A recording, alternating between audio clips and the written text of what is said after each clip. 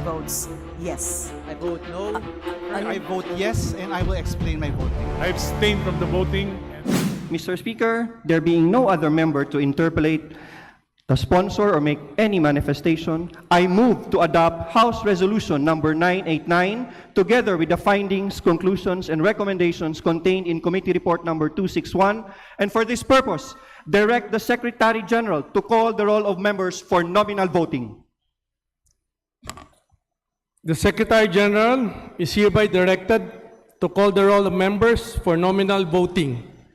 The Chair reminds all members that the House is now in process of voting, and pursuant to the rules, the voting process shall not be interrupted at any other business or question. Members who wish to explain their vote shall be recognized after the announcement of the results and shall be allotted 3 minutes each for such purpose. Secretary General, conduct the nominal voting.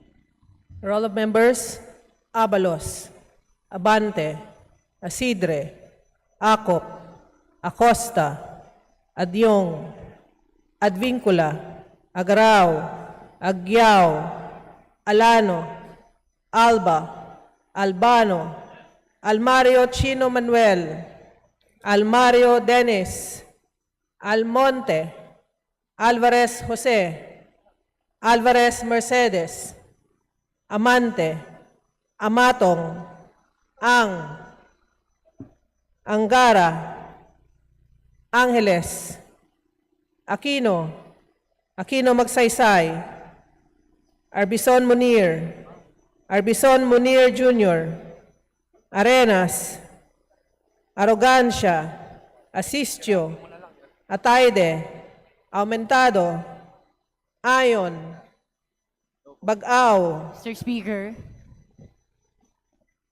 Mr. Speaker, I vote yes, and I will explain my vote after everyone has voted. Thank you, Mr. Speaker.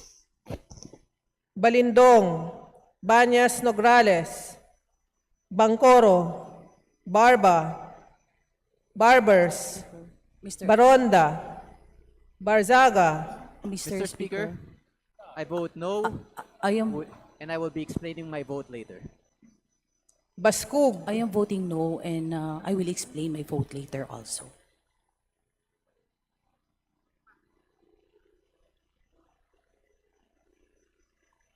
Bautista Claude, Bautista Joan Monique, Bautista Lim, Beltran, Benitez Alfredo, Benitez Javier Miguel, Bernos Ching, Bernos JB, Biron, Bocobo, Bulilia, Bondok, Briones, Bulut Begtang, Cagas, Calderon, Calixto, Kawagdan, Cari, Castro, Caiton, Celeste, Sendanya, Mr. Speaker, I vote yes, and I will explain my vote later.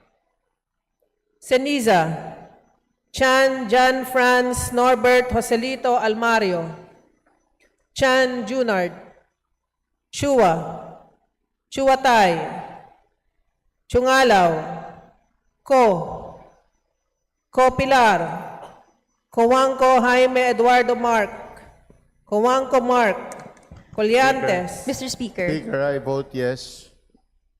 I vote yes. Mr. Speaker, I vote yes, and I reserve the right to explain my vote later. Thank you, Mr. Speaker. Mr. Speaker, tinawag na kasi pangalan ko kanina sa labas ako. I abstain. Colliantes, Corvera, Mr. Speaker, my vote is no, but I would like to explain my vote later. Thank you, Mr. Speaker.